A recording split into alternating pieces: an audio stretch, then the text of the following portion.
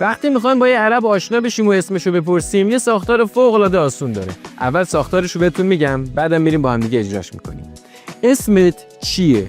چی میشه تو زبان عربی؟ میگیم شو. حالا اسم هم که خودش کلمه عربیه. شو اسم کی؟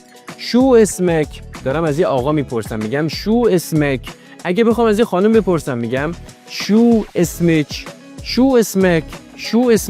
حالا من خودم میخوام خودمو معرفی کنم میگم انا، یعنی من. انا اسمی، من اسمم. چی گذاشتم آخرش؟ حرف یه. دیگه وقتی میره تو حالت متکلم، یعنی من دارم صحبت میکنم، مذکر مؤنث نداره. انا اسمی محمد. یه خانم هم همینو میتونه بگه، انا اسمی فاطمه. حالا من از شما میپرسم انت شو اسمک، و از یک خانم انتی شو اسمک. شما به این سوال جواب بدین تا با هم دیگه بریم اجراش کنیم. شو اسمك؟